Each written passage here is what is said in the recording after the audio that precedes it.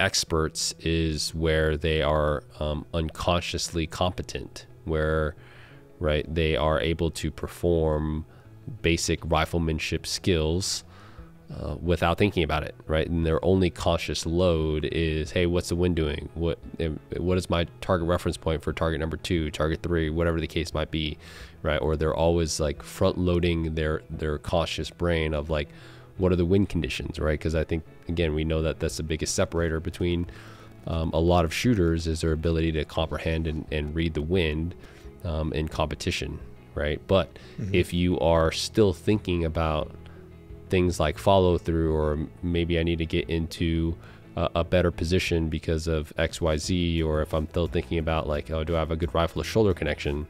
Like, sure, it's okay to think about those things if you're trying to diagnose your position, but like if that's what you're thinking about when you're on the stage, then you're already 2 or 3 steps behind from a top level competitor, right? And so, What's up, guys? Welcome to another episode of the Modern Day Sniper Podcast. I am one of your hosts, Caylen Wojcik, and in this episode, I'm joined with the Modern Day Sniper co-founder, Philip Vallejo, and we are talking to you guys about the future of Modern Day Sniper.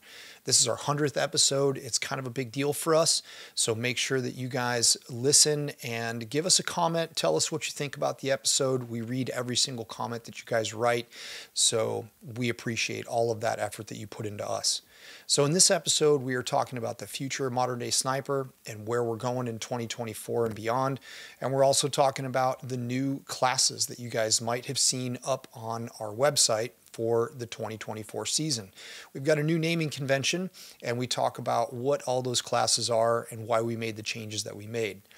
So another thing that you guys probably saw floating around there on the internet is a new logo for Modern Day Sniper. And in this episode, we also talked to you guys about the genesis of that new logo and the process that we took to bring that thing to fruition. So we hope you guys enjoy the show. Again, make sure you drop in, leave us a comment. We listen to everything that you guys say, and I can tell you guaranteed that you're going to see more of us on the podcast in 2024 and beyond. So thank you guys for listening, and we hope you guys enjoy the show. And we are live on Riverside. What's up, man? New platform here. I dig it. I'm excited for it. I'm excited to see if it just streamlines our processes and just allows us to create more, right? More high quality stuff. One of the things actually I was just, sorry, I was actually just talking to Claire about this, about like AI, right? And how, lately I've been just using AI to help polish up some of my vernacular and email responses. And that's one of the, one of my goals for this year was like just to be a lot better at email responses and getting back to people in a more timely manner. And I've just, again, embraced the AI technology of not shaping my email structure, because I still I write out what my thoughts are, but I always had a problem with like professional delivery, I guess, per se. And I think I'm just inspired by your vernacular and your word choices. You're very good with your words. So I feel like if it's not, if it's not, I know it's not, that's what I'm saying. And so I feel like when I respond, in the back of my head, I'm like, this needs to be a Caylen type response, Oh man, come on. And so that's why I just use AI. So anyways, I was telling Claire about it, and she was in a meeting with her boss / business partner. She talked how I made the suggestion that if you're not integrating AI into your workflow, right, and using the advancements of technology to expedite your processes, right, and you're just falling behind. And I think that's, again, the genesis of Modern Day Sniper, right? It's like, hey, what tools do we have available to speed through our processes so we can focus on the things that matter? Yeah, I mean, Cass was really the one who introduced me to AI, and she was using it to kind of help her write out some lesson plans and some structure to her coaching programs. And I started to look at it, and, she was like, well, you can kind of teach it how you want it to word its responses, and to kind of, you know, if you go to Chat GPT, I'm sure all you guys that are listening have probably used it. But it's kind of creepy, man. It's like, it's like Skynet, you know, you start talking to it and it just like responds like another human on the end of a chat, feed. And you're just like, whoa, this is so bizarre. And I've found that it's, maybe it's just like, at first I was just kind of like, nah, I just feel like this takes too much time. But then, you know, it's funny you bring that up. Like, there's other people that you bring up, like, hey, this has got my vernacular, right? And I attribute that to reading a lot of books when I was a young kid, because I certainly didn't pay attention in school for anything. And I knew that by reading those books, you know, it always talked about making sure that you presented yourselves. All those books, you know, it was all military fiction, military nonfiction, and it, you know, the overarching, you know, theme of those was be professional, use the accurate verbiage, use the right words, because the right words matter. And I think it was just something that stuck in my head, that it was like, hey, this is how you need to show up and present yourself as a professional. So the vocabulary most likely came from that. And then I looked at the AI stuff and it was like, man, this is kind of hard to do. But then I look at my writing, like I look at, you know, one of the guys that I look up to for writing is Len Waldron. Len's a really good friend of mine, and I've known him for a long time. And he's an outdoor writer for a lot of the big magazines, Guns and Ammo, Outdoor Life, Shooting Times. And I mean, if you could look at Len's writing, it's like Hemingway, you know, the focus of Hemingway on modern gun writing. And he's just brilliant with words. And I look at those things. And another person that I look up to a lot is Andy Prisco. He's another fellow rifleman. He lives over on the west side of Washington. And what he's dealt with more along the lines of academics in the state of Washington. He actually relinquished his position due to the whole COVID thing, and they were going to make him take the jab. And he was just like, no, I'm not. And so he started off on his own venture called Jumpstart Mastery, and been involved in his programs, but just watching the stuff that he produces and the things that he speaks of. And like, I look up to that. I look up to him and I look up to Len, and I'm like, man, I need to up my game. And so AI has just been one of those things that try to clean it up. And you can say, hey, you cut and paste something, post it in there, say, hey, analyze this. And then can you make my stuff sound like this? And then it does it. And you're just like, wow, this is weird. And it doesn't feel, I don't know if it doesn't feel good to like put it out there, but I just want it to come from me instead of relying on that machine. So, but what it does do, that podcast that you sent me about, which one was it? It was, are you trying too hard, or are you sabotaging your business? You remember that one? Yep. That Claire sent? Yep. So that guy in there was talking about like, how do you use AI? And he said, don't just use that. He said, okay, let's just say you want to learn how to video edit, right? You want to learn how to edit and you want to do it in a month. He said, use AI to generate a training program for you and say, hey, I want to learn how to video edit. Can you structure a training plan for me to learn video editing in 1 month? And he said that it's going to populate. I tried it and it's like wild, right? It took like a whole curriculum of YouTube videos. Hey, I want to learn how to do this for free. I want to learn DaVinci Resolve for free. Bam. It just shows up with this is what you should do. This is what you should follow. It's just like, whoa, okay. That's next level right there. Curriculum generation at boom, the drop of a snap of a finger. It's pretty wild. I know. And I think that's just, just learning to be resourceful, right? And using the tools that we have today to figure that stuff out, right? And again, we talk about this all the time. Like, there's nothing revolutionary that we teach at our in-person classes. Everyone that is in long-range shooting or precision rifle training, they can find that stuff that's on the interwebs, right? A lot of stuff's outdated, sure. But, if you look in the right places and if you, are following the correct people, they're going to tell you what you need to know to be successful. And I think one of our strong suits is our ability to obviously communicate that information and package it in a very systematic way to really just streamline the process of conversion. And what I mean by conversion, I think, like how quickly I can get a student to comprehend a specific training objective, right, of what I want them to understand. And I'm excited about this podcast because one thing that we're going to dive into is like our new naming convention and our curriculum, and how we led off with like what are the training objectives and the terminal learning objectives that we want our students to walk away from each class, right? Something that we took away from our time as Scout Sniper instructors. And yeah, it's pretty cool. Yeah, I think, we just started off chatting, and you guys as listeners, we're at our 100th episode right now. And we've been looking at all of the data from our podcast data, and we're almost at 1 million downloads, guys. And that is all thanks to you. So we are super stoked that we've had this opportunity, and looking at this and just going, wow, we released our first podcast episode in January of 2020, and now look where we're at. And we have a tremendous amount of gratitude for you guys, an absolute tremendous amount of gratitude. We would not be able to do what we do without you. So thank you for listening to us ramble on these podcasts and listen to the thoughts that are coming out of our heads. And I've said many times, it's like, you just got to pinch yourself and be like, okay, this is what I get to do for a living every day.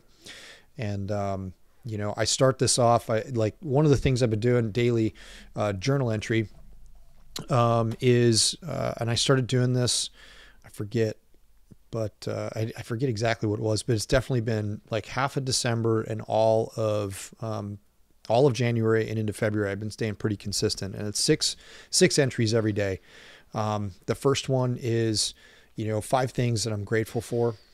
When you wake up, I try to do this first thing in the morning when I wake up. 5 things that you're grateful for, your plan for the day, what you like, kind of wave tops of what you want to accomplish for the day.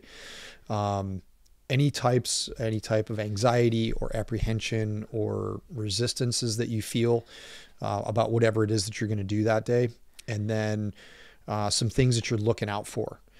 And that's really huge because for me, I've been writing down, the things that I'm looking out for are, my patterns, the patterns and the behaviors that I've, utilized to get through life up to this 44th year in my life. And then that kind of helps me identify like what patterns am I using that are crutches and what patterns don't serve me anymore. Right. And by writing them down, you bring them into your awareness, and then you can really stay focused on them. Especially, I've noticed that like this becoming part of my daily routine, it really allows me to go, oh yeah, I do those things. Right. So then you can look at that and try to take actions to not do those things or reframe things in a different way. And the 5th thing is, what are you striving for? And, I added a 6th thing, and that's, what would I say to myself, if I was like trying to reparent myself as a little kid? And I think that's also been a huge thing too. And, it's definitely helped me set the tone for this coming year. And, I'm really happy with how this thing has gone. And another thing that I've been really focused on is a performance journal, and keeping a really solid record of everything that I'm doing with regard to training, as well as, the actual event of whatever it is that I'm training for. And that's been huge. And I'm looking forward to going over that with you.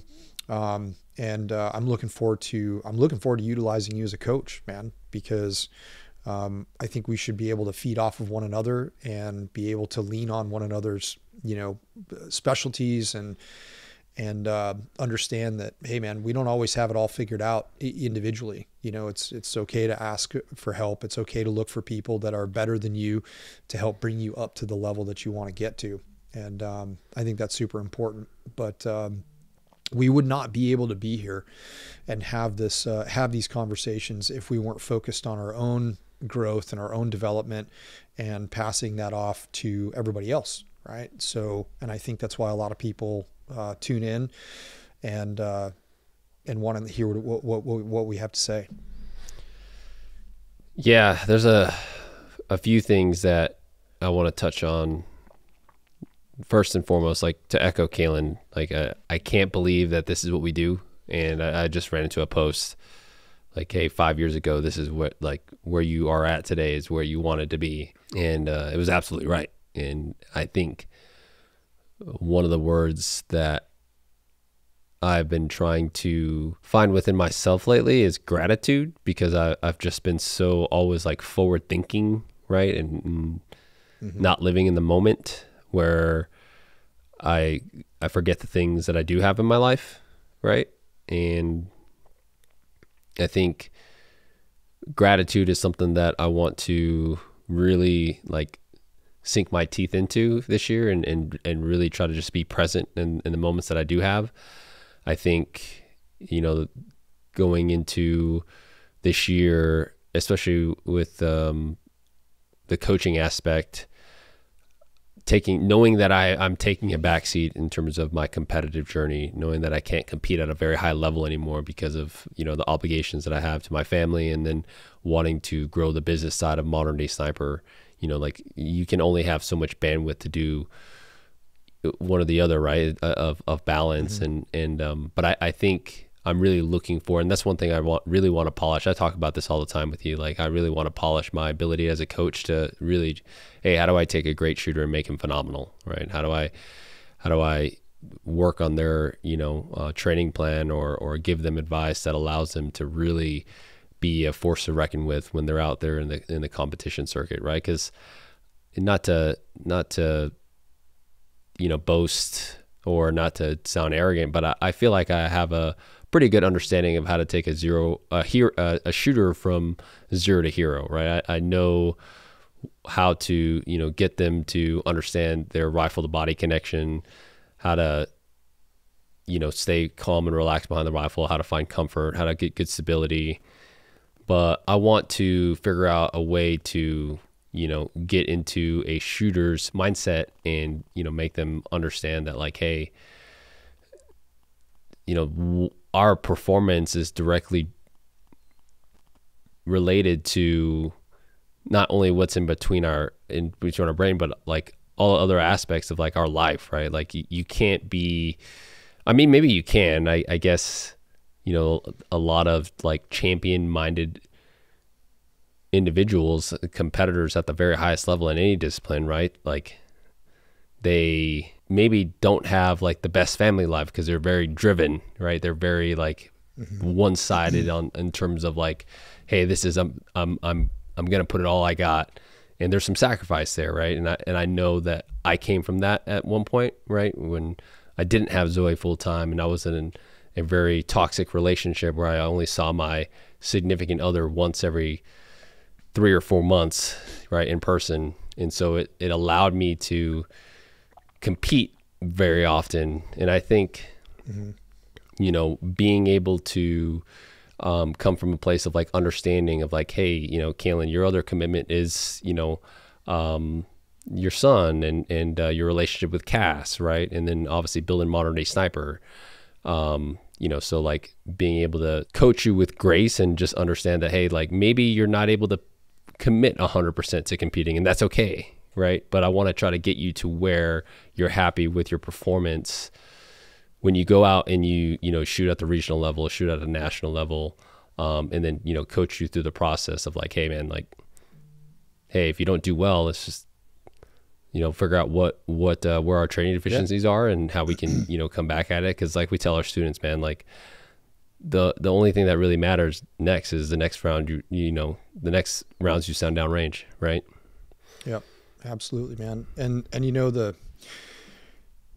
don't know if I want to go dive into the match debrief, but even this last event last weekend, it highlighted that I got a lot of rust to knock off. Okay. And I'm okay with that. I'm totally okay with that because, as an example, like Corson, I was squatted with Corson Piper, probably one of the most gracious and amazing humans that shoot in the series. I love Corson, and I love you, buddy. If you're listening to the podcast, thanks for chatting with me up at the lead farm. But like Corson shoots a match literally every weekend, sometimes 2 matches a weekend. And those guys that are doing that, they're stress inoculated to that competitive aspect, just much like you were when you were, balls to the walls at it in 2018. You were inoculated to that stress of going to an event, and there's something to be said for that. You have to build that back up. And I can say that with skydiving as well. If you spend a week jumping, by the time you're done at the end of that week and you've logged, 30 jumps in a week, that's, you're at the top, right? You're at the pinnacle.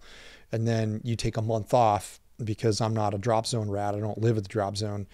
You've got to go take a few skydives to get yourself back up to that level, because the longer you take, the more that falls off. Right. And so I'm accepting the fact that, hey man, I haven't been focused so much on being competitive at all. And now it's time to shift that mindset and figure out what works, what doesn't work, and fine tune everything. Because I think it's definitely different. Like shooting, we shoot a lot, we shoot for classes. We do our demos for classes, but I don't really think it's the same thing as competition. No. I don't think it is at all, because it's a different mindset. And I think that maybe my mindset does need to be the same. I don't know. This is a year of exploration for that for me, and to see like, hey, what does actually work?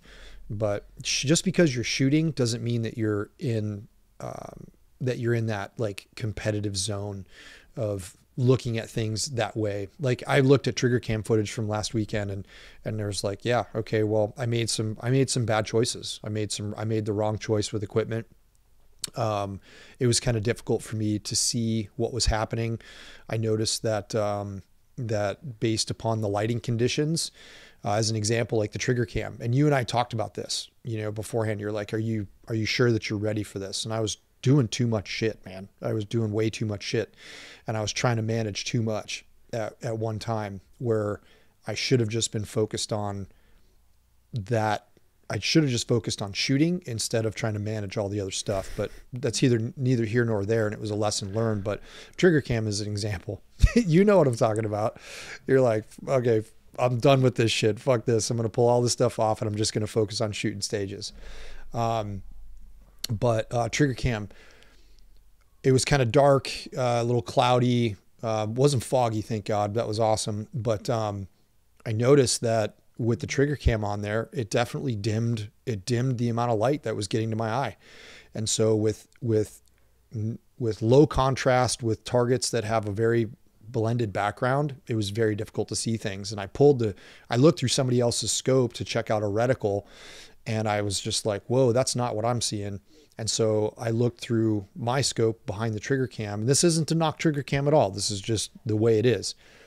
And I was like, wow, that's really dark. And I pulled the trigger cam off, and it was like looking through a whole new world. And I'm like, okay, well, we have to make the decision at what point in time are we capturing content and doing this for content capture, versus when I'm here to perform and I'm here to do this thing. Right. So I ended up taking the trigger cam off and shot the rest of the day without the trigger cam. And it made a major difference in what I could see on my targets. So just lessons learned like that. And, maybe when I get to the point where my mojo is quote unquote back, then we'll add those things in. But it's just too early in the game right now to do that. Right. So, and I'm not above saying that at all. Because it's pretty arrogant to say, okay, well, I'm just going to show up and I'm rusty, and I'm going to show up and rely on that talent to carry me through. And it just doesn't work that way anymore. Yeah. The level of competition is just so steep, guys are just guys like Nick Godarzi and Jake Millard and Corson Piper, David Cantu climbing up the ranks. Yeah. Man. It's super proud of David. They're just just solid shooters, right? Like honestly, some of the best in the Pacific Northwest has to offer, and not even in just the Pacific Northwest, in the nation, right? Godarzi is a consistent top 10 finisher in the national, at the national level. So it's exciting. It's exciting to watch them shoot, because you learn a lot. You learn about how cool, calm, and collective they are, right? And it's something that I think, because we are in the world of competition, and we're able to see that, we can aspire to be those things, and it's okay to tell our students that, right? Like, hey, these shooters, I think before too, maybe like probably even when we started our podcast, like there's a little jealousy there. I used to be like, no, I think, like I was a little arrogant. And I think that's another thing, is like unbecoming. I actually just was listening to a short podcast this morning when I was actually getting with the gym, and there's a motivational speaker, and he talks about unbecoming, and one of the things that resonated with me is like, I'm always trying to unbecome the person. And this is something that you say all the time. It's like we are not obligated to be the same person we are today, tomorrow, 5 minutes from now, right? And I can easily say now that like I'm working on that. Like, hey, it's okay to admit there are better shooters than me, because there are, right? Oh, for sure, absolutely. And so I think that's just being a realist. It's being a being a realist for sure, right? Yeah. And it hurts, because like I pride myself in being a very good shooter, right? At one point in my career, like I would say I was one of better shooters in the Marine Corps, right? Like high shooter from all sniper schools, other than the basic course. Like, you go to the civilian level and you get your ass whooped. It's like, okay, well, what do I need to do now to get back to that level? And it's fun. So I think there's always, that progression, and there's always going to be those people that I try to strive to be, and figure out what makes them tick. And what's cool, I think we had this conversation with James the first time we did the podcast, but like and I know we're completely derailing off our notes here, off of our podcast agenda, right. But it's okay. We're the notes are right here. We'll get to them. And so, one of the things I was telling James when we sat down and we had our first podcast with him at Altus is like, when students come through class and, ask them like, how'd you get into long range shooting? Like, I'm truly interested, because like, if I hadn't become a sniper, I don't know if I would have pursued long range shooting as a civilian, right? Like, if I would have, went to college and done the things that, or even if I joined the Marine Corps and didn't get slotted to become a scout sniper, right? Or in the sniper platoon, like, I don't think long range shooting was in my journey, And so I always think about like, what is it that attracts these shooters, these modern day riflemen, to want to pick up a precision rifle and be like, I want to shoot at something far away, I think, man, I was looking at some bullets, and look these little 105 grain little missiles, and knowing that you can put that cartridge in a chamber, close the bolt, dial your turret, make a wing call, and hit a target with intention, knowing that bullet's going to hit the target when you press the trigger.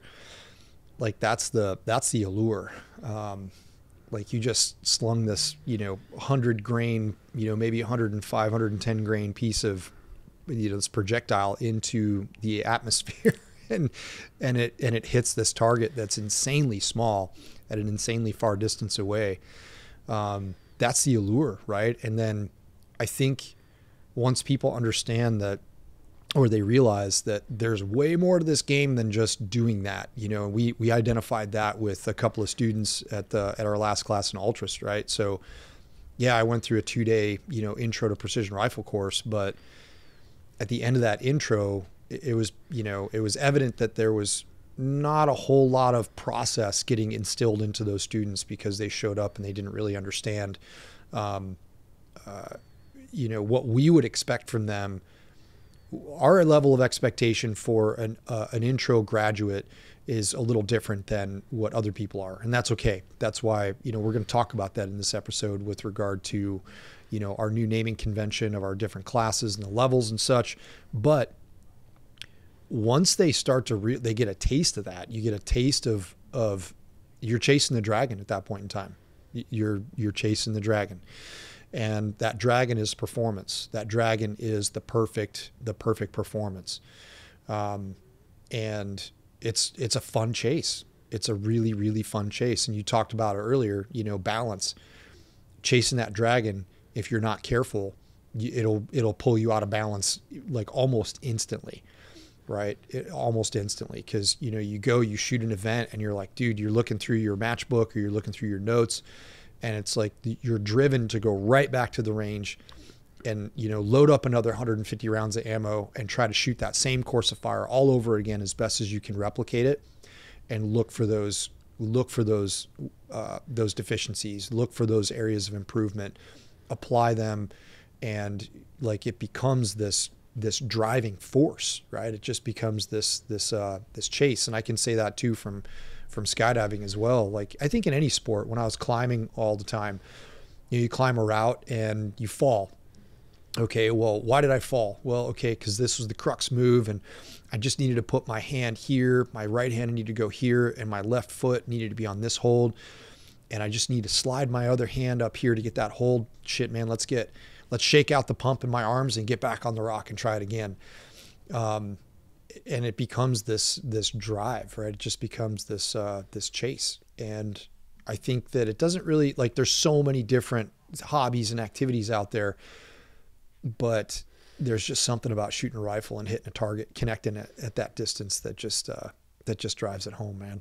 Going just even at my home range, like honestly, I haven't shot since Altus, if I'm being completely transparent with you. That's all good. And, that's one thing that I love about competitions is like, I just love to show up to a different place and be like, okay, like how well can I figure this place out? Right. How well can I figure out, what the match director is trying to test me on? And that is like the ultimate high for me, whether I do well or not. Obviously, if I do well, it's a plus. If I do shitty, it's even worse, right? Because like now I'm like feeling imposter syndrome, and I'm like, man, what am I even doing here? But I think for me, like knowing that I showed up and I gave it my best, and I put my money where my mouth is, and was able to make pretty good shots at distances that, again, as with a range that I'm completely new to, is exhilarating to me. So that's that dragon for competitions for me. So I'm gonna go ahead and pivot here. So that we can stay on track. Stay on track. One of the things that is first, obviously, after the intro and our gratefulness to you guys for listening to our 100th episode. We started this 4 years ago. SHOT Show of 2020. Was it 2020? Yeah, it was SHOT Show 2020. It was right before the shutdown happened. And we didn't even recap SHOT Show. We maybe sent out an email blast, but we had a really good SHOT Show. Yeah. It was the first time together as Modern Day Sniper, and it was quick. We showed up, had some meetings with, our current industry partners and potentially new industry partners. Was able to see a lot of, familiar faces, which was awesome. And it was cool. It was a lot of, kind of reaffirmation, especially with people that like I have not met in the circle. A lot of them being your peers, right?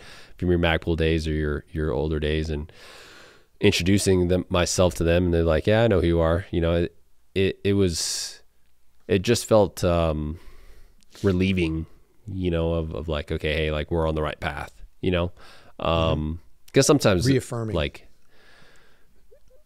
sometimes like it's easy to get kind of sucked into your own echo chamber, right?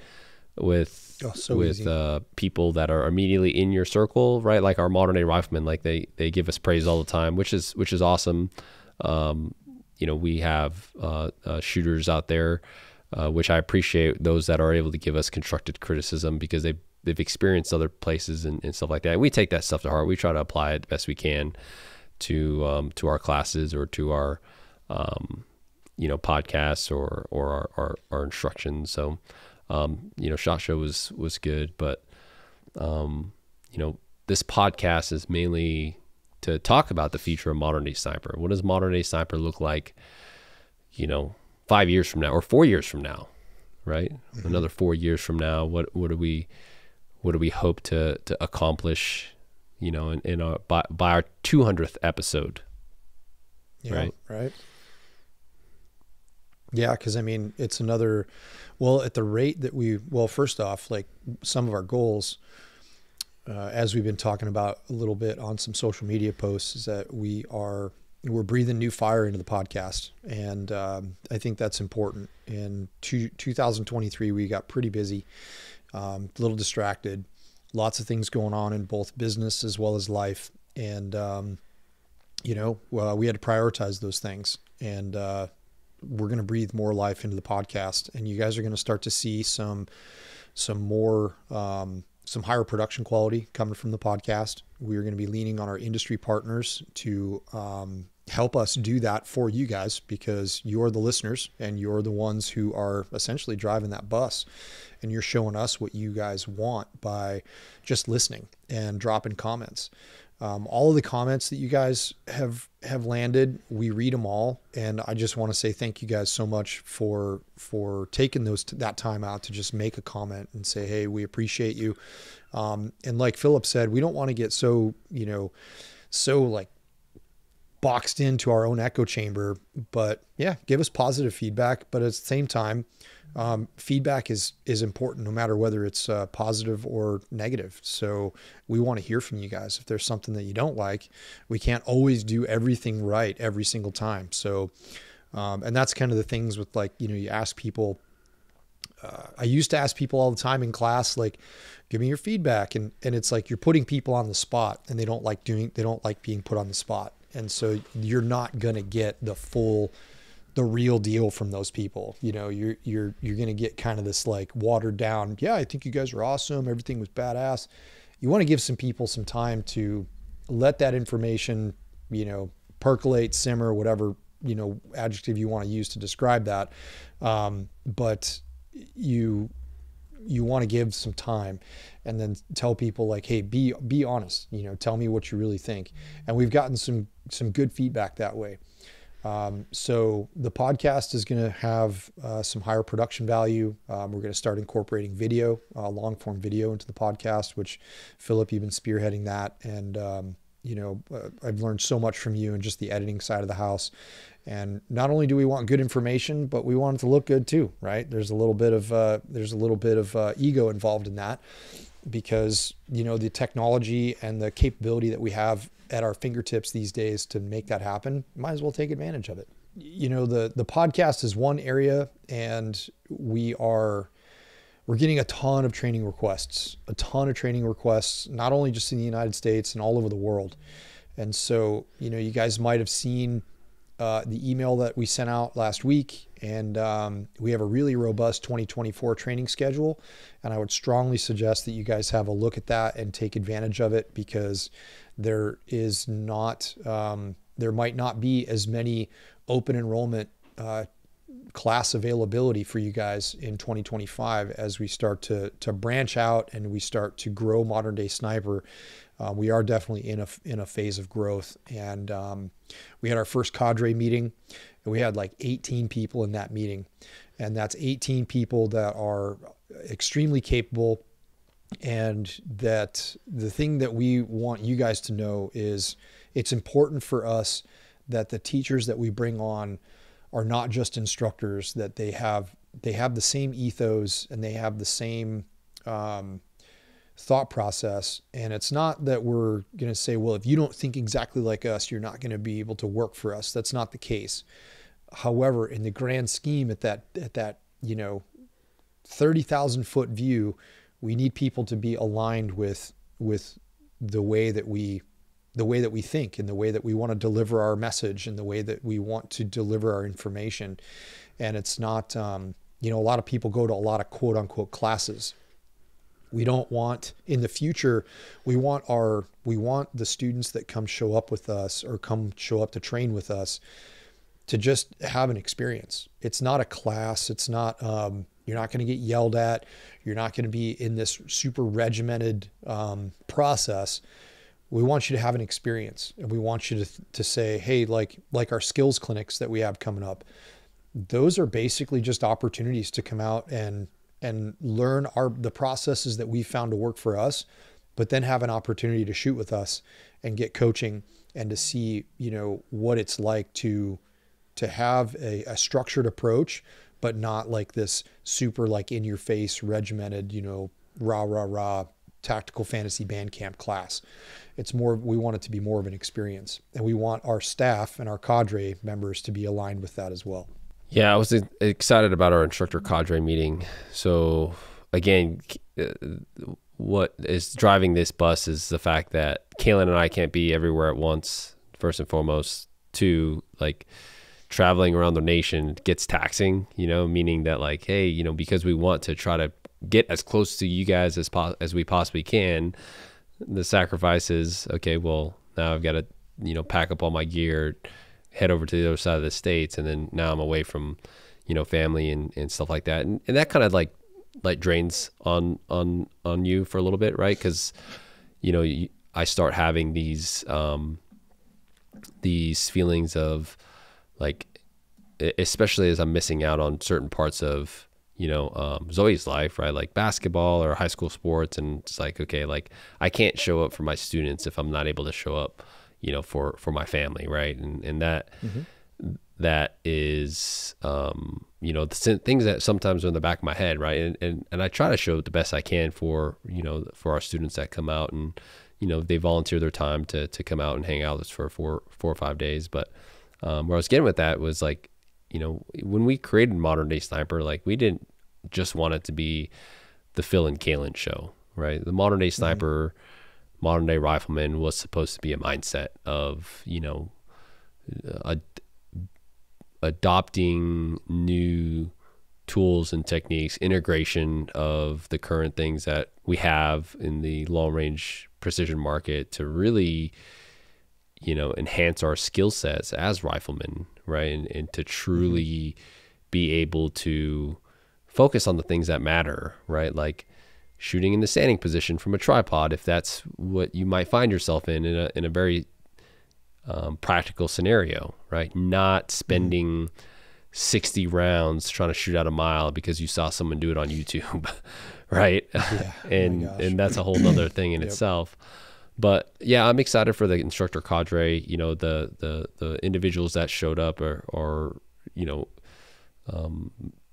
snipers and even, non-snipers that I've worked with in some capacity and that you have worked with in some capacity. They've already, kind of AI'd for us beforehand, and, they're hungry, and I'm excited to get them in front of our audience, get them on the podcast, talk about them. And that's another thing to our podcast, right? Is like, we want to bring in more guest speakers to pick their brain of what they're passionate about, what they know, what they understand at a higher level that we do. We had a really great class last night with Buck for our second. Oh man, that was awesome. Second Modern Day Rifleman Advantage, introduction to precision optics. And I mean, again, like you said, I've sat through that class now. That was probably my 4th time sitting in that class, right? When this is probably like your over 10th time. And man, I have a copious amount of notes, right? And I just love his delivery style.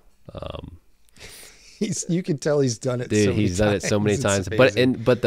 What's great about it is like, he's done it so many times, but the passion is still there, right? Because like and it's hard to when you do it in a obviously in a virtual platform, right? Because he's not able to read the faces, right? And I don't know if he had I'm not sure how his webcam was set up, right? I'm assuming he was just on a computer, but like he taught that just as well as he did his in-person classes, right? Oh, absolutely.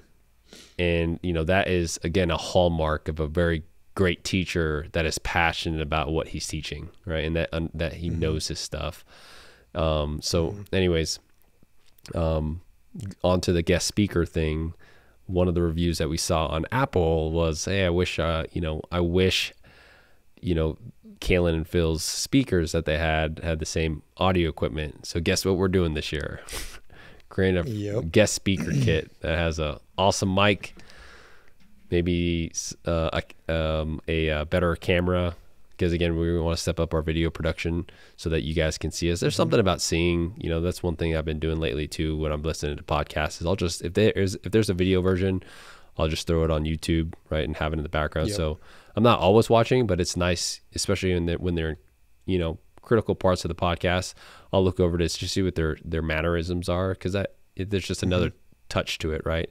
And it just goes back to like producing what you want, like creating what you would want to watch, right? And that's something that we've always tried to strive for, right?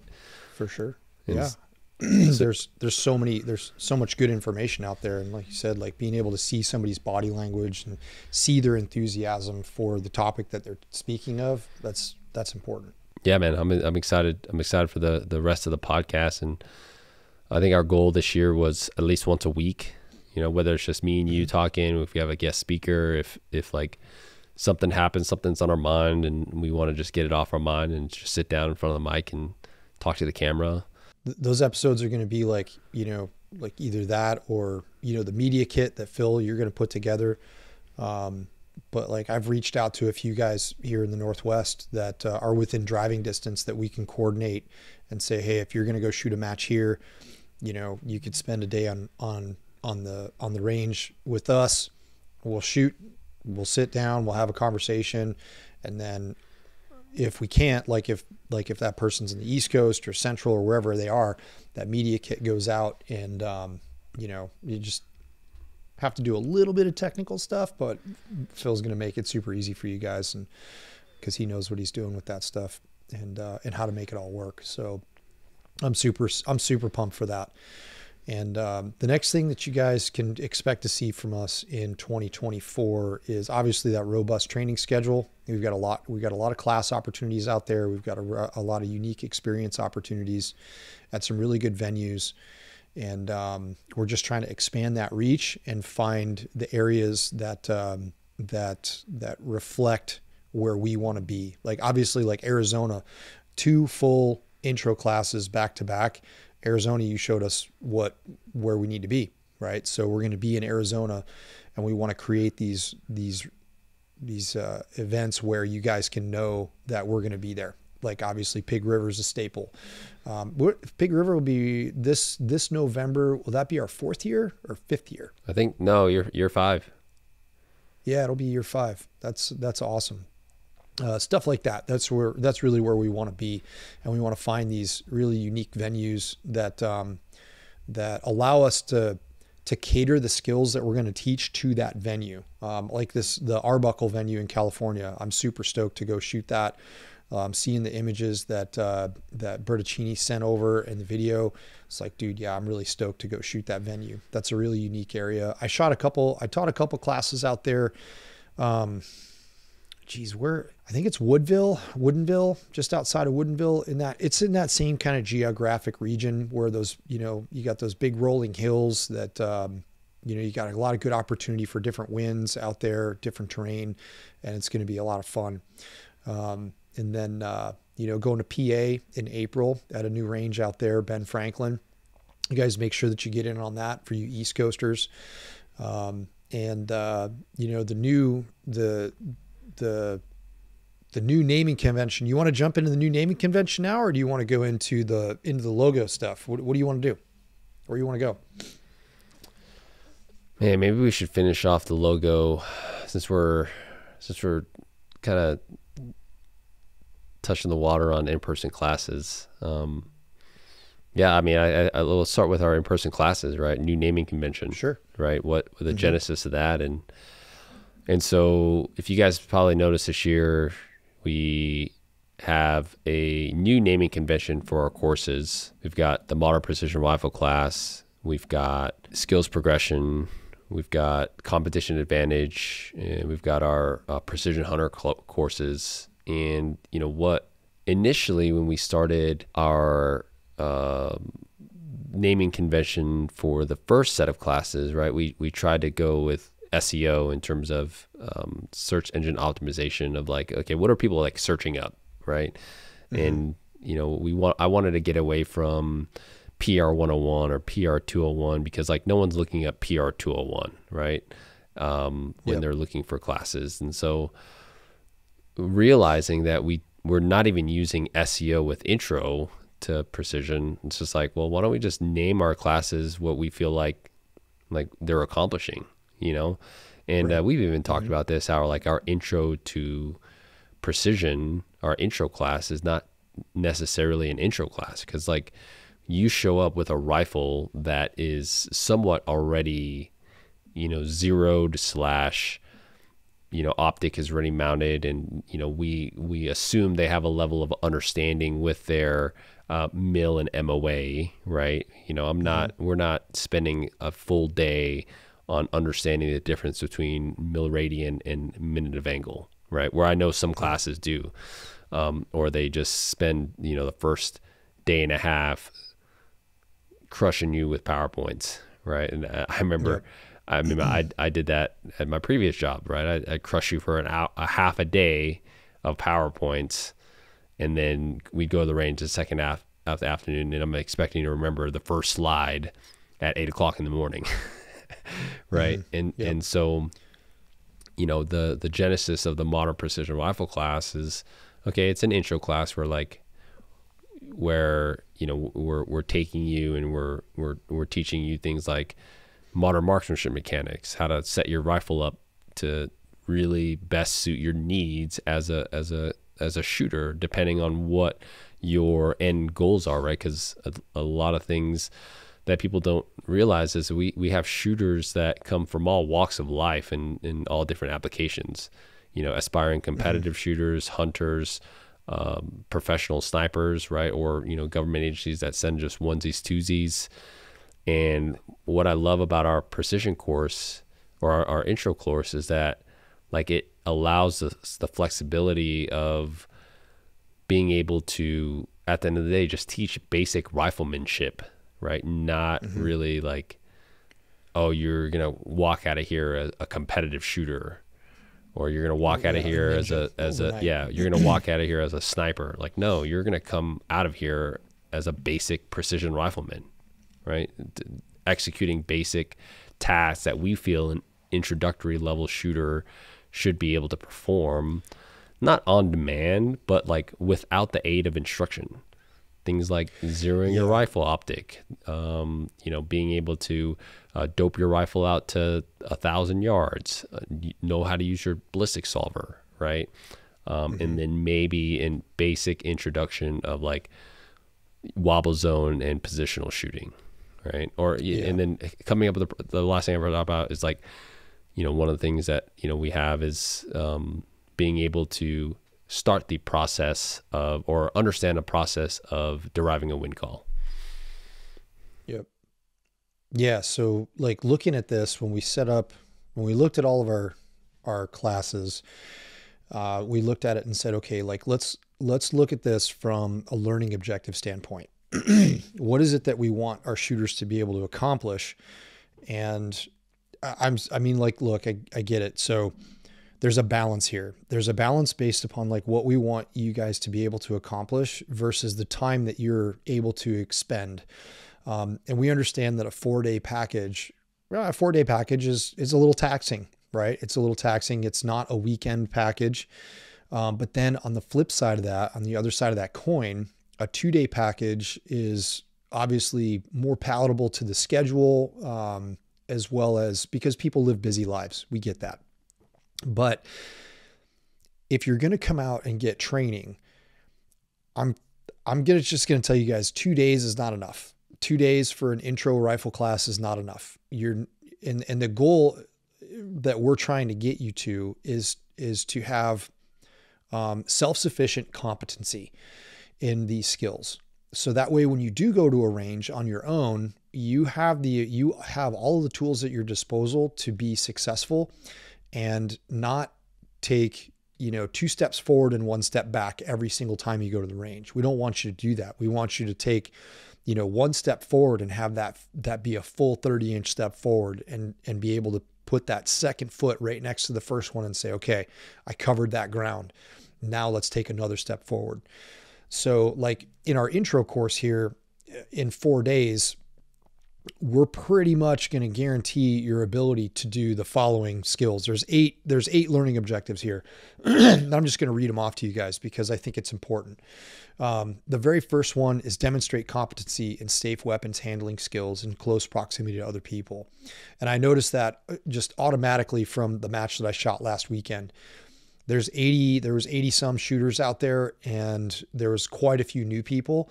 And weapon safety is still one of these things that I don't believe is harped on enough. I'm not knocking a match director here, but like having a solid safety brief is very, very important. And it's very important to get people into that mindset. So we're going to harp on you with safety because it's really, really important. Number 2, you're going to demonstrate the ability to physically set up a rifle to your body with modern marksmanship mechanics in mind. And we can't stress that enough either. You got to take that time, as arduous as it seems, to pull everything apart and reset it up and hit it from scratch.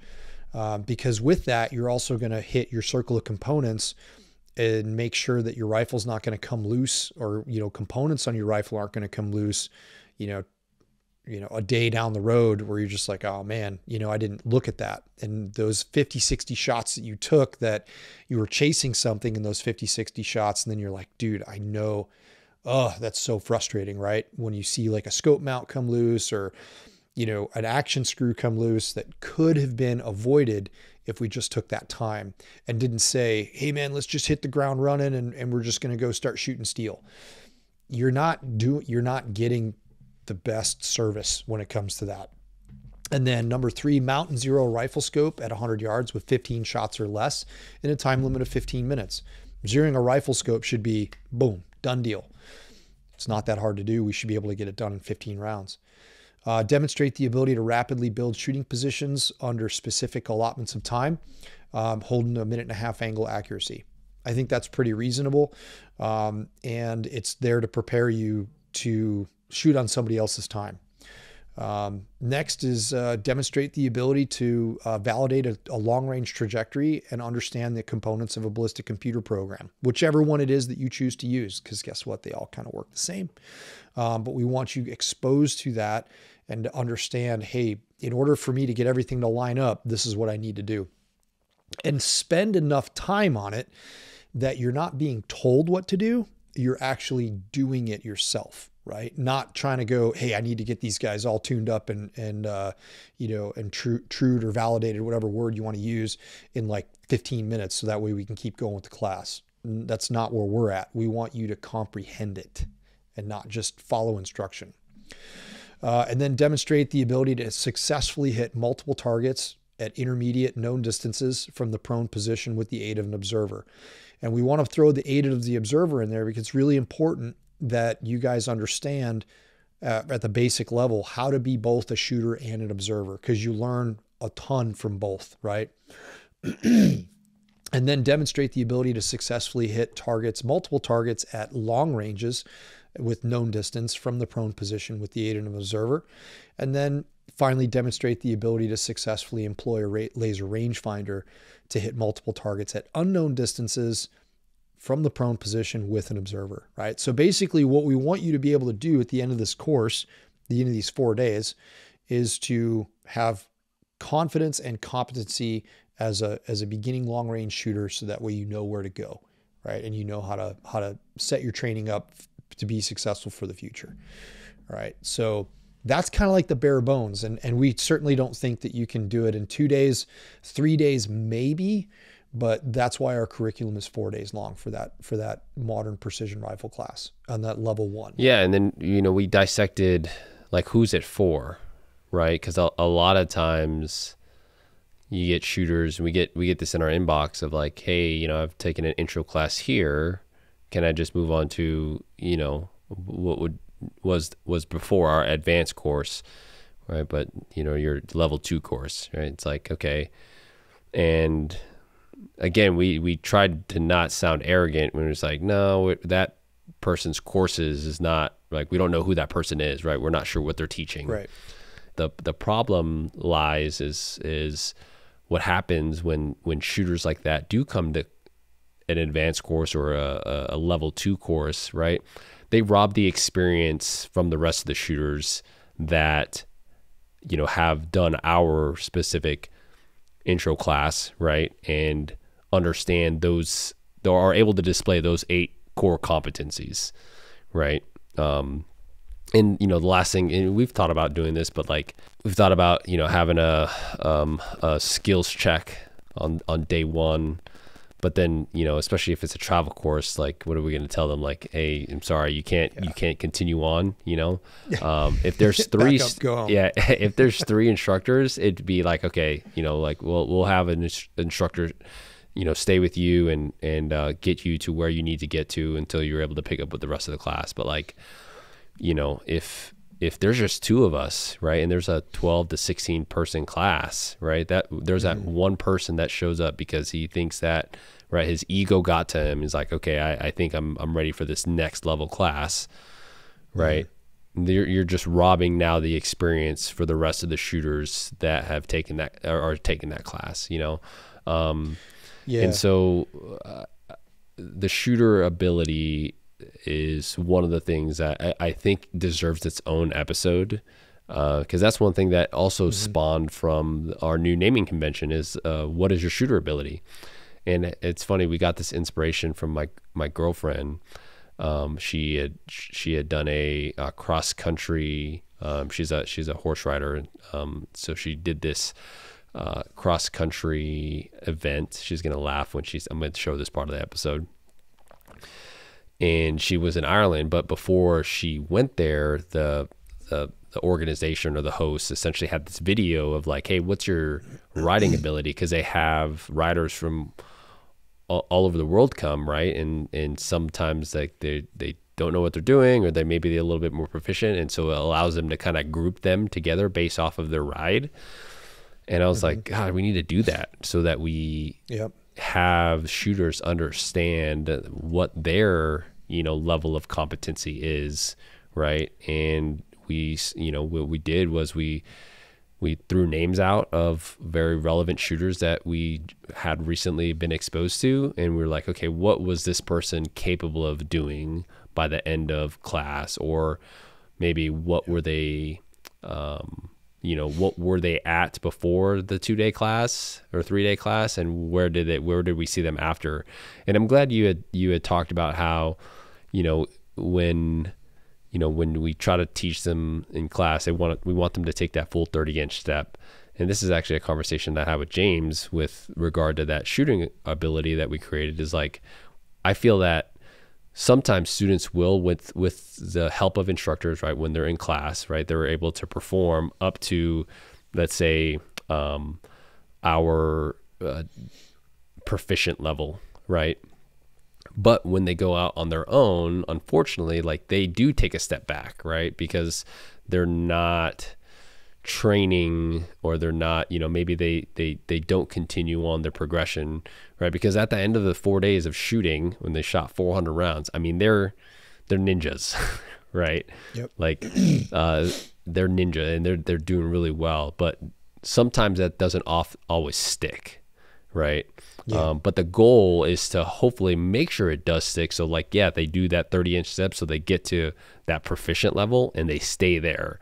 And no matter what, even if they've taken a break from the rifle, they can automatically pick up a rifle and know exactly what to do, not, take a step back and realize, oh crap, I forgot what Caylen said about, the ballistic solver in terms of making sure my atmospherics are up to date, or make sure my wind is 0 when I'm grabbing my dope, so I'm not getting aerodynamic jump influence into my firing solution, whatever the case might be, right? I think depending on that shooter, every shooter's different. They might take that step back when they are not in the atmosphere of instructors. But I think that's what the perfect place for competition, right? That I always preach, where it's like when you go to a course, you do a course and the instructor is there to set you up for success based off of how that curriculum is designed, right? So for us, we have our evals and we try to do the best we can to set that shooter up to successfully accomplish and do well for our modern day sniper basic eval. But when you go to competition, no one is there to hold your hand, right? And you learn more about your ability to shoot when you go and you venture off on your own in a competition than you will ever do when you go to a 4-day course or in-person class. 100%, man. 100%. Yeah. So, I mean, the intro classes, just understand, guys, that there's nothing wrong with taking an intro class, even if you've been shooting for a while. There's nothing wrong with it at all. It'll give you the opportunity and the space to focus on those core skills and build solid neural pathways. So that way you can lean on those neural pathways when you leave and go try to do this on your own. And that kind of brings us to the next level, which would be, so we have 2 level 1 curricula. So we have the modern precision rifle class, right? And then we have a 4-day intro to precision competition class. So people are going to ask, like, what's the difference? Where should I go? Well, if you're, perhaps you're a hunter, you want to take a deeper dive into rifle competition, or into just general modern day rifleman skills, that modern precision rifle is going to be where you want to go. But if you're looking at this and you're like, hey man, I've never competed before, but I've seen this, I might have gone to RO a match or something, and I'm like, hey, my goal or my direction in shooting is to go be a competitor, then you're going to want to take the intro to precision competition class, which is another level 1. It's also 4 days. It's just a modified modern precision rifle class, but it's more catered to being a competitor.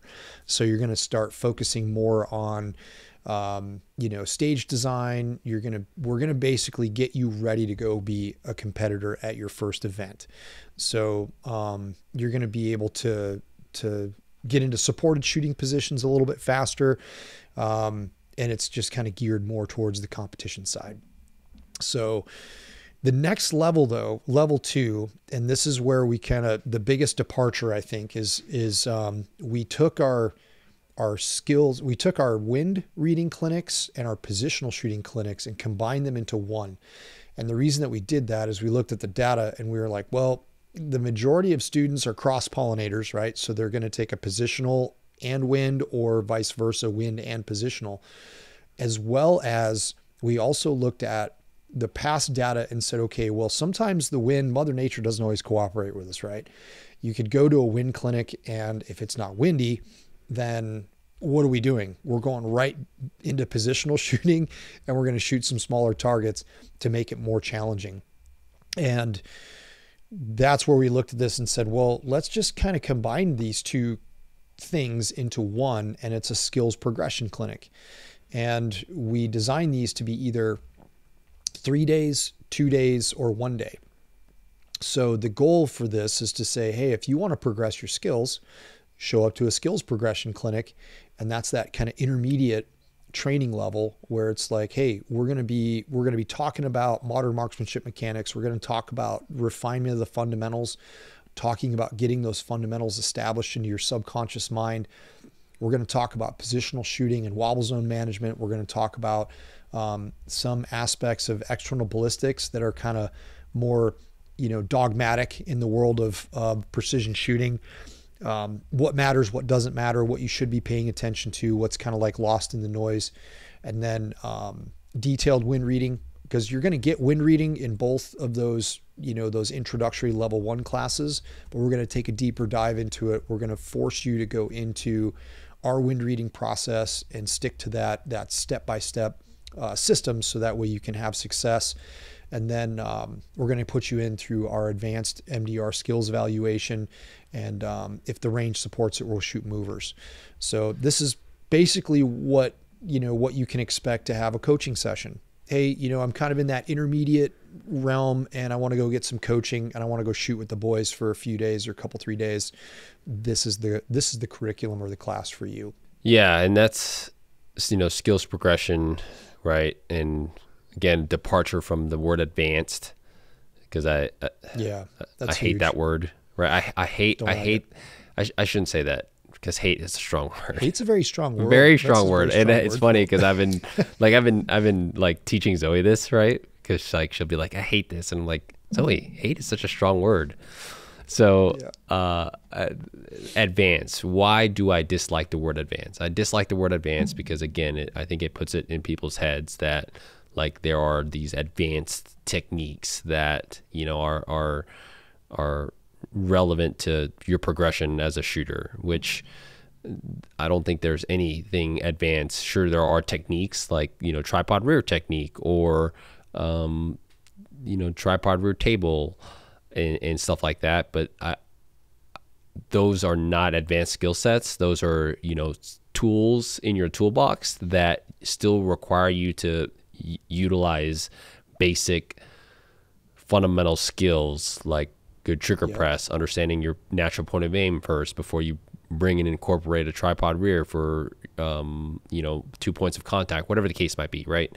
And so I think our departure from the word advanced is that is just, hey, like there's no such thing as advanced level skills, only basic skills execute at an advanced level. Yep. And that's the mindset is a thought process. It's your mental capacity to execute those skills. Yeah, right. Exactly. Right. It's essentially being able to execute the basic fundamentals at a very unconscious level. Right. And so that's what we also wrapped into that shooter ability, right? Of like, hey, what is this shooter? Like, what is their thought process when they are behind the rifle or thinking about wind? Like, where do we think that they're at? And I think it is up until when they're experts. I think that is like right below mastery, right? Experts is where they are unconsciously competent, where, right, they are able to perform basic riflemanship skills without thinking about it, right? And their only conscious load is, hey, what's the wind doing? What is my target reference point for target number 2, target 3, whatever the case might be, right? Or they're always like front loading their conscious brain of like, what are the wind conditions, right? Because I think, again, we know that that's the biggest separator between a lot of shooters is their ability to comprehend and read the wind in competition, right? But if you are still thinking about things like follow through, or maybe I need to get into a better position because of XYZ, or if I'm still thinking about like, oh, do I have a good rifle to shoulder connection? Like, sure, it's okay to think about those things if you're trying to diagnose your position. But like, if that's what you're thinking about when you're on the stage, then you're already 2 or 3 steps behind from a top level competitor, right? And so, we've had this conversation before on a podcast or even off on the road. Like, what is your first conscious thought, right?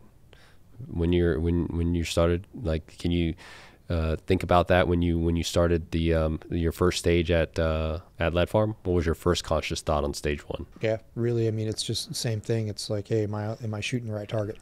Am I shooting the right target? So from the time that you said shooter understands course fire, beep, build your position, your first thing, okay, am I staring at the right target? And that's usually what mine is. That's the rehearsal, right? That's the layer. That's the steps of the rehearsal, right? Identify the target, apply the wind correction, and everything else is just operating on autopilot at that point. And then, so after level 2, well, actually we skipped one. We have a modern precision hunter class, and that's also in the level 1 realm of skills, right? The modern precision hunter class. That's a 3-day package. It's more of an abbreviated modern precision rifle class, down to 3 days. And this is really where we want you guys to understand not necessarily what your capabilities are, but we want you to understand what your limitations are first. Because understanding what your limitations are kind of changes the game, because with shooting competitions and such, we're shooting at steel targets or paper targets, and misses are just, bullet going into the dirt, not hitting the piece of steel. Where when we're shooting at live critters, big game animals, misses can be very high consequence, and it's just not ethical, right? So what we want you guys to get out of that modern precision hunter class is where your limitations lie, and understand where the threshold of making a responsible shot is, and saying, nope, not today. It just can't happen today, because the conditions are outside my limits of capability. So we're going to teach you everything else that you need to know. And it's going to be, like I said, it's abbreviated from the modern precision rifle class. But I think we think that 3-day package is really good for a hunter that's like looking to get tuned up. Here's my rifle. I'm going to show up. You're going to run what you brung, and then that next step is that skills clinic, that skills progression clinic in that level 2. It's like, hey, bring your hunting rifle to a skills progression clinic. You're not gonna, we're going to formulate that course of fire in the skills clinic or skills progression clinics to whatever it is that you brought. If you have a hunter that shows up to that, fantastic, bring your hunting rifle. You're going to just fall right in with everybody else. And if your hunting rifle isn't capable of hitting the same targets as, a guy that's there to up his competition skills, that's okay. You just shoot at a target that's sized appropriately for the accuracy of your rifle and the skills that you're trying to hone. And that's the thing. We wanted that skills progression clinic to be more all-inclusive and not exclusive to one modality or archetype of shooter. We want everybody to show up to that. Hey, if you're a law enforcement sniper, there's a skills progression clinic, show up to it. Hey, if you're an enthusiast, show up to it. You're gonna be able to come away with a whole new understanding of your skills and your capabilities and limitations. So, Phillip, you want to talk about now that level 3, the competition advantage class? Yeah, the competition advantage class, that is formerly our advanced competition. And, the competition advantage class, I think it derives from a person that is, again, understands the basic fundamentals of marksmanship, that understands the basic competition formats out there, right? Meaning, I would say 90% of the shooters that probably will come to the competition advantage course are shooters that are, very heavily involved in the precision rifle series style of competition. Whereas, like, we know that there are, PRS style events, NRL hunter style events, and then now, very more commonly are the 2-man sniper team style events, right? Your mammoth, your competition dynamics, your field matches. And so the idea behind the competition advantage is to really break down like the preparation and the stage planning and the processes that we go through in each one of those categories, right? Because they're all different, right? Mm-hmm. And the thing about it is, like, we're versed. You and I are versed in all 3 styles of competition, right? And again, mainly with it being competition or precision rifle style competition, right? By the time that you are getting ready to execute the stage, what I feel like, shooters don't understand is that, like, your preparation of, like, you up until that point is what allows you to succeed during your execution, right? And that's even just practice, right? Like, practicing before you even get to the competition. Like, I think someone's like, champions win at practice, not at the game, right? Mm-hmm. And so, preparation in terms of, like, your pre-stage planning, your rehearsals, your, understanding how to manage your data for specific troop lines and stuff like that. I think that's kind of what we really dive into for the competition advantage class, as well as look at previous footage for a lot of the matches that I've taken with my trigger cam. The 4 matches that I shot last year for the PRS season, I had a trigger cam, and I walked with a camera for every single stage. People called me crazy, but guess what? Like now I've got a bunch of footage to back it up, but I also have a lot of training points, right? When it comes to talking about different scenarios and dynamic scenarios that competitors find themselves in, and being realistic to the venue that we're shooting at, right? Like I'm not going to sit here and tell you wars or like competition stories of a Western style match if we're at like like Altus, right? Like, sure, I can try to recreate it the best I can or just give you context, but like realistically, I can't put you through it because like the venue doesn't support it, right? And I'm not gonna waste your time. I'm gonna try to give you, especially if you're just a regional level shooter, like I'm gonna give you the tools that you need to succeed at a regional level, right? And put you through what I think that region is going to most likely test you through, right? Same thing for out west, right? Like, hey, guys that are shooting out west, this is what you could probably expect for a West Coast style stage format in terms of, wind variability and target locations, target reference points, et cetera, et cetera. So I think that's what the competition advantage does is it adds that layer of understanding and how to truly understand the game. Cause I think that's, again, one of the things that over the last 3 years that I've been competing is like embrace that concept that like shooting a competition is just a game, right? That enhances your skill set at the end of the day as a shooter, right? And so, one of the things that I know that I handicap myself for the longest time is not embracing that concept, and I think hopefully through our actions, like we can inspire other snipers, active duty snipers, or even professional military law enforcement snipers, and now hunters, right? Like very, very hardcore hunters that, only shoot 20 rounds a season, right? To go out and like, hey, like, if you want to be able to take more ethical shots on game, like go out and compete, right? Because going out to an NRL hunter match is going to put you in more scenarios than shooting off of benchwood at your local range. Yep. Right. Well, you're in, like you said, you're showing up to a new environment and you're interpreting those conditions. And that's exactly what you do when you're hunting. Yep. And it's got to be on the fly, right? It's got to be fast. And it has to be accurate enough to hit an animal. And that's really where, that's where that competition advantage class comes in, because we want to give you the advantage that you need to progress.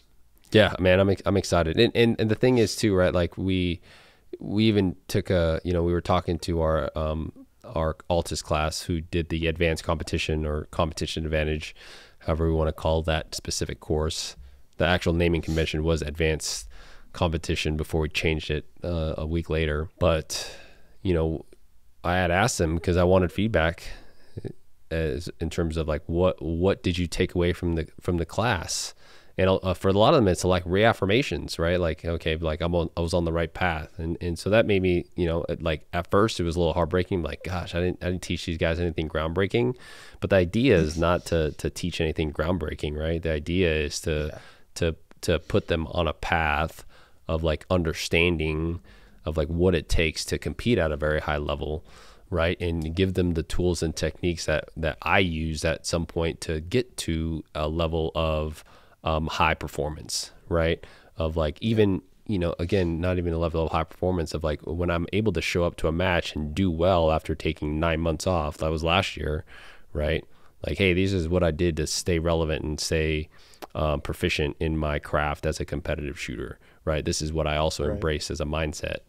Because like we talked about in the, for that Lanny Basham representative that came out to do the class for Modern Day Rifleman, right? Steve. It's like, Steve, you put two shooters and you have them compete against each other of the same shooter skill level, right? Or even not even of the same shooter skill level, one's maybe a more proficient shooter than the other. At the end of the day, the better competitor is going to come out victorious, right? And so like that, and that's a holistic approach. That is right, and that resonated with me. It's like, okay, like that. I think that is right, because I think you and I've talked about is like I don't think my shooting level is any different than yours, right? My shooting ability, and that was I've understood that since day one when we first shot our match together.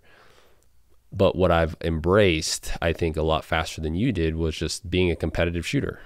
Mm-hmm. Yep. Yeah. I need to learn how to be a competitive shooter.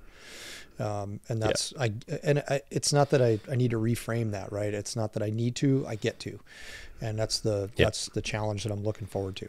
So, Yep. Absolutely, man. So yeah, guys, check out the new schedule, moderndaysniper.com events, and find classes near you. We got a bunch of them. So I'm not going to go through all of them right now, but the big ticket ones, on the quote unquote 10-meter line is Arbuckle coming up next month.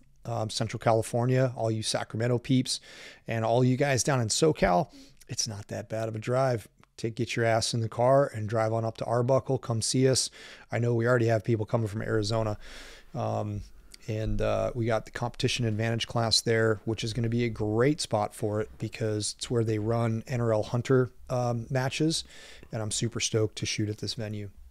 And then right after that is Ben Franklin Range in Pennsylvania. So for all you East Coast guys that are like, man, you guys never come out to the East Coast. Well, you don't have anything to complain about anymore. So sign up for that. Sign up for those 2 classes that we have over at Ben Franklin. And that's a new range too. Ben Franklin's a new range. It's just kind of coming on station. There's been a few classes held there by other training companies. And so we're stoked to be able to come there and experience what they have to offer. Well, what's next on our thing here? Yeah. What else do we got? Dude, I think we should finish off with the Modern Day Sniper logo, kind of the logo. I guess the drama behind the change, right? I think it's important. Can you ever get away from drama?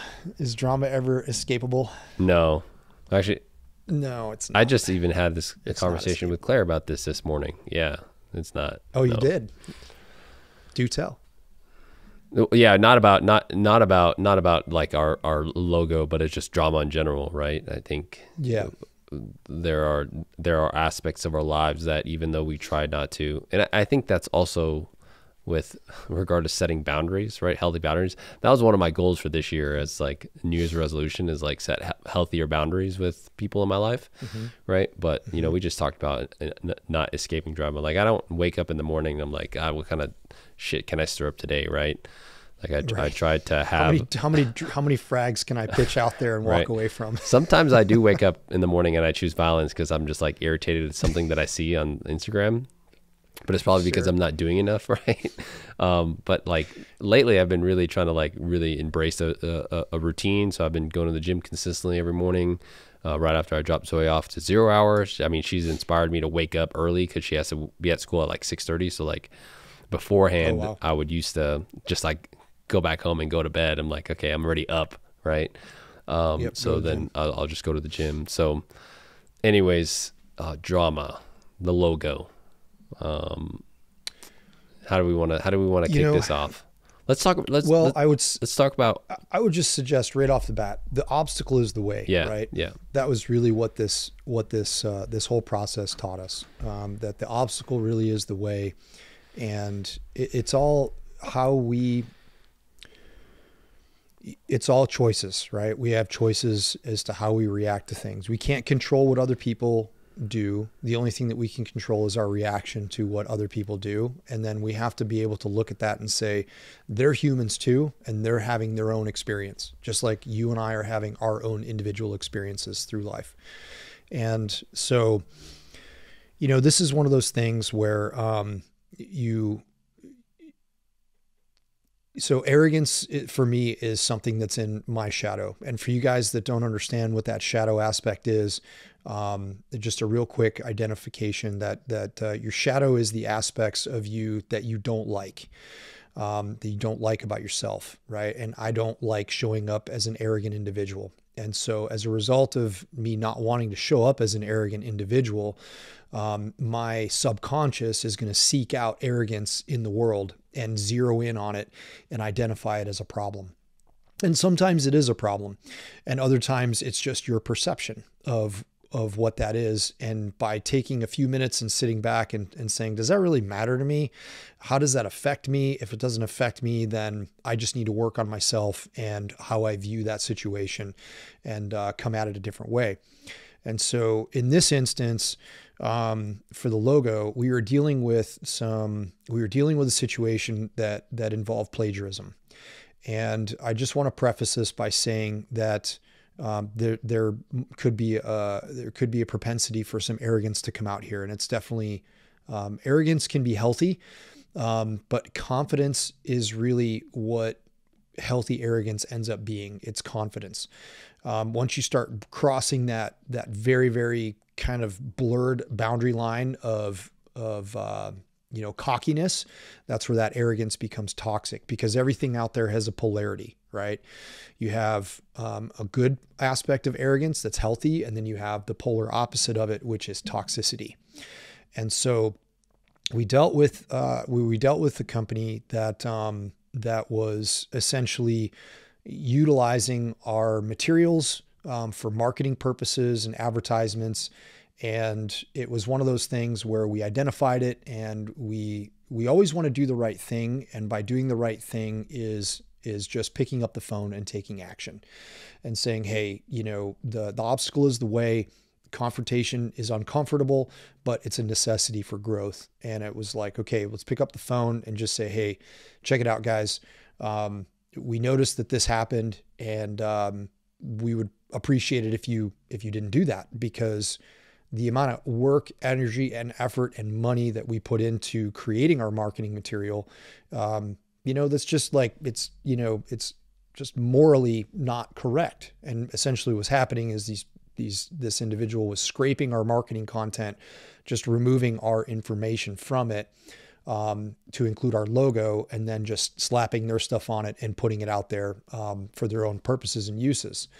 Now, claiming ignorance, that's fine. But on the first go, it's like, yeah, you get a pass. Let's just make sure that doesn't happen again. But when it happened a second time, it was more along the lines of, okay, this is just being blatant.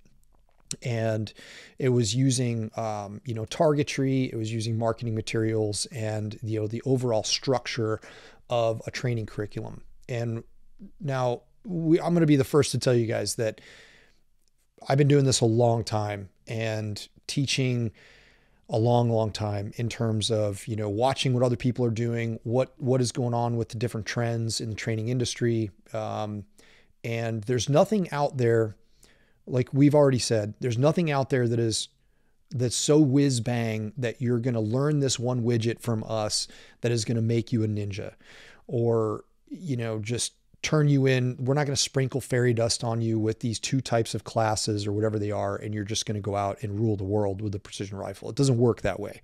You can't look at the fundamentals of marksmanship and put a stamp on that and say, these are mine. It doesn't work that way. Doesn't work that way either.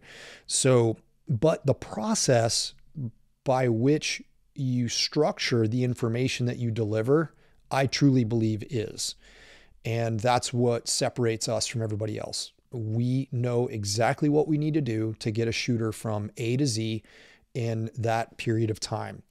And that is important, because that is a compilation of years of experience that go into making that curriculum. So, from me being a professional, starting doing this professionally in, 2001 to now, and Philip, from your perspective, adding in that layer of years and understanding, it's important, right? And you can't just skip over that, right? You got to do your legwork. You got to figure out what works for you, and don't be a regurgitator. Take the information that's out there commonly available to everybody, and then turn it into your own process. Don't teach what you've been taught, teach what you've learned. And this particular company was, it was a problem, and we had to make some phone calls. And it started off with plagiarizing targets. And once we identified that was the case, it was just like, okay, well, you guys got a choice. We would hope that you would take the I guess the quote unquote moral route to correct the behavior and just don't do it again and come up with your own stuff. Or if you wanted to use it, just ask. Just say, hey guys, we think that that what you're doing is really cool, and we'd like to incorporate it into our training curriculum. May we do this? And we've done that as well with other companies. Frank and Jacob are prime examples. We use one of their drills, and we preface that by saying, this is a modified Sniper Side 21 dot drill. We're going to use this because we think that it's a fantastic drill. It highlights the same thing that you guys, Jacob and Frank, probably wanted to highlight when you developed it. So can we use it? And they unanimously said, yeah, absolutely. No problem. Go for it. So that's that simple. It can be that simple. And so what ended up coming from this was we heard some word through the grapevine that some people were asking about our logo, that this particular company was asking about our logo. And they were kind of, irritated that we were calling them out on their plagiarism. And it was just like, hey, you know what? Modern Day Sniper's logo looks a lot like Mountain Ops logo. And I immediately, when I found this out, I immediately went and I looked, and it was just like, oh yeah, our logo looks a lot like Mountain Ops logo. And so what I did was, being in this industry for as long as I have been, the things that I've learned more about how to not do business than I have learned how to do business. And how to do business falls in line with learning how not to do business, right? It's like a trickle down effect. And so before, I didn't understand, I didn't know what was going to happen. So to head this thing off at the pass, I reached out to some people that I know in the industry that are sponsored by Mountain Ops. And long story short, I was able to get a line to the owner and the CEO of Mountain Ops. And I sent him an email and I said, hey guys, it's been brought to my attention that our logo has some similarities between yours. Clearly, you guys have been around longer than we have, and I would like you guys to take a look at it and tell us what you'd like to do. We're fully prepared to make some adjustments, but we wanted to talk to you guys first. And they came back within a couple of days and said, wow, thank you very much for reaching out to us. We really appreciate that. That's not usually normal. And they're right. It's not usually normal. Everybody likes to kind of just fly underneath the radar and kind of do things more passive aggressively than just standing up and saying, hey, this is what it is. And they came back and they said, yeah, we ran it through our legal team. And yes, we'd like you to change your logo. There are too many similarities. And I was pretty much ready for that response. And hey, we didn't do enough due diligence when we brought the logo to light, and that's okay. But what this was, it was an obstacle, and it forced us to be more creative. It forced us to grow and evolve. And so it was like, okay, well, we need to continue to separate ourselves and continue to be the leaders and show and lead through example. And so what we did is we went to the drawing day. We went back to the drawing board, back to the table, and said, okay, we need to create a new logo. We need to create a new look for Modern Day Sniper, and it's got to be unique. And we have some really amazing creative people on our team. Cassandra being an awesome visionary. What you guys see of Modern Day Sniper, she's the visionary behind that. And she's taught both Philip and myself a tremendous amount about, branding, about, how things look outwardly. And some other people that I would say that I'm very blessed to be able to work with and use as resources would be Sterling and Jason over at Era 3 and ECS Composites. So we and also from a mentorship standpoint, I look at Sterling as a mentor from a business perspective and a branding perspective, because he's equally a visionary, as so is Jason. They're both brilliant. And so we put our heads together, and Sterling was like, hey, what about this? What about this? How does this look? And those guys helped us through the process. And what they produced for us was what I believe to be a giant, massive step forward than what we had already had. And so through that issue of plagiarism and through that, negativity and negative energy of that, and trying to be like, man, I don't want to deal with this. Like, this is like, I don't want to have to deal with this. I want to continue to go forward. But the obstacle is that way. And the way was lean into this discomfort, come up with a new look and a new logo. And man, what we came up with, I just want to say thank you guys. Thank you for putting us into that scenario so that way we could look at that as an obstacle and say this is the way forward, because what we came up with, I think, is even 100 times better than what we had before.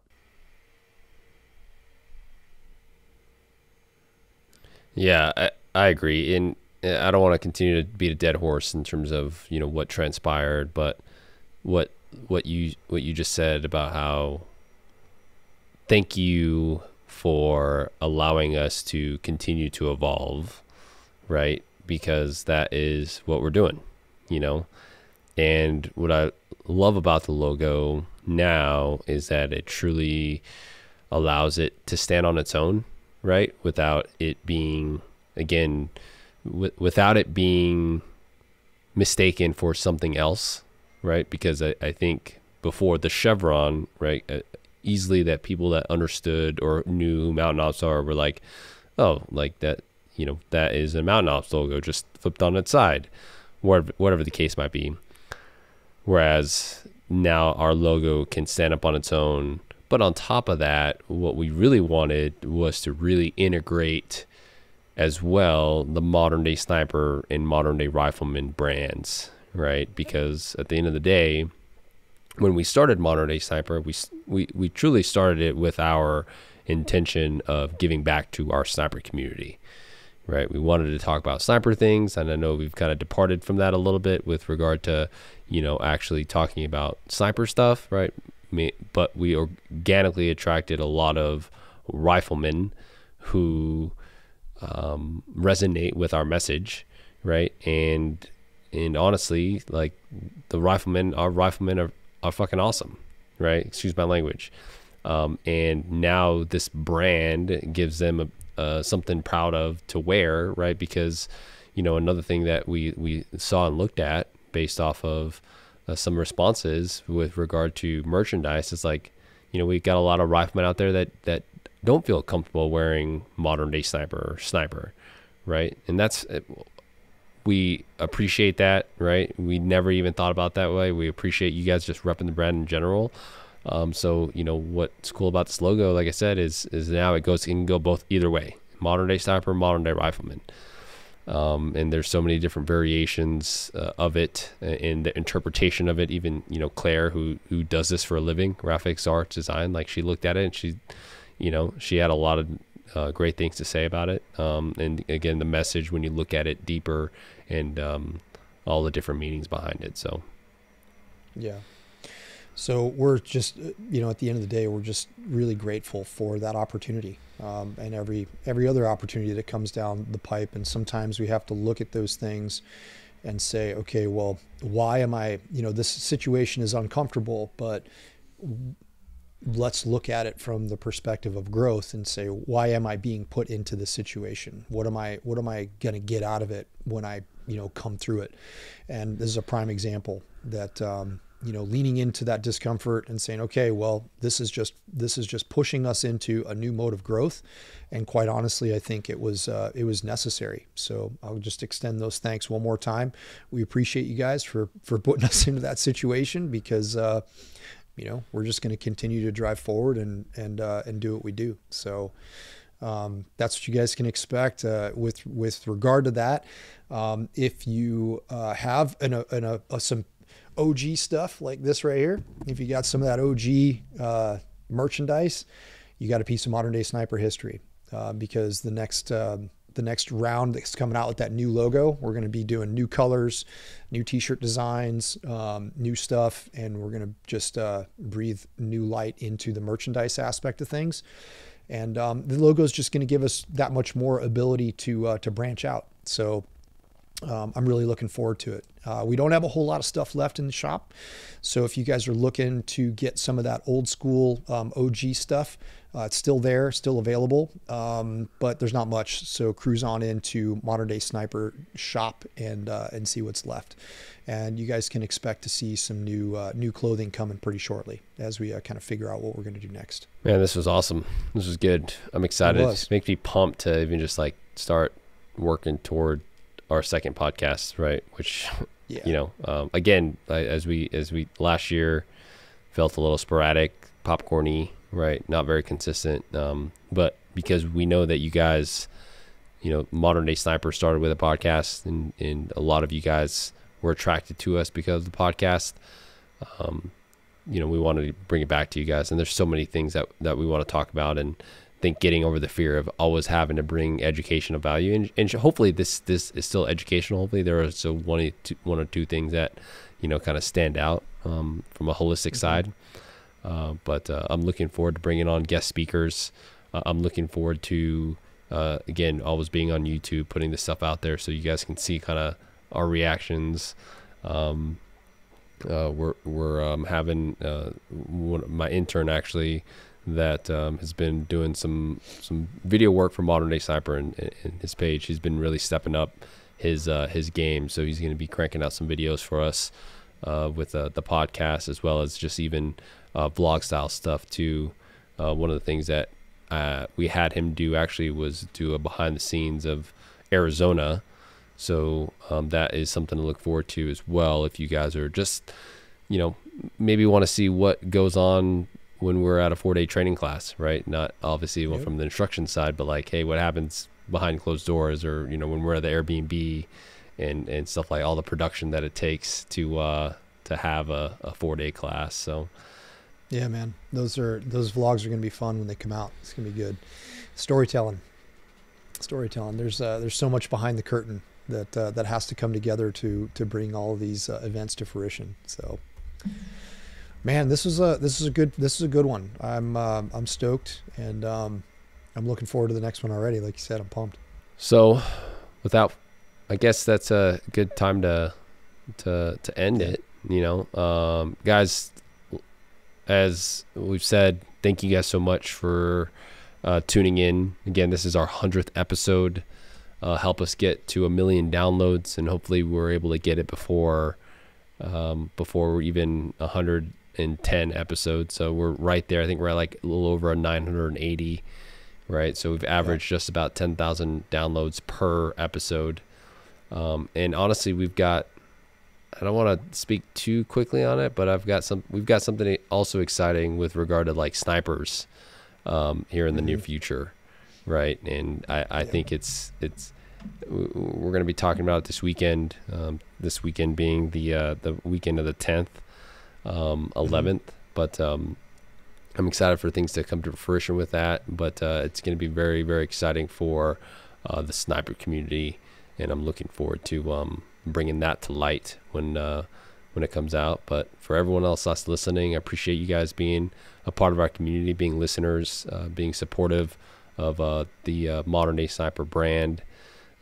We hope to see you guys at either in-person classes, either at competitions, but at least one last plug. If you guys are not already connected in the Modern Day Rifleman Network, go ahead, get signed up. It's free. A lot of great information that's flowing through there with shooters from all different parts of their journey, and it's cool to see that community grows. So stay connected with us through that. Absolutely, guys. Thank you guys for listening, and man, we're looking forward to another one. Until then, guys, keep your face on the gun.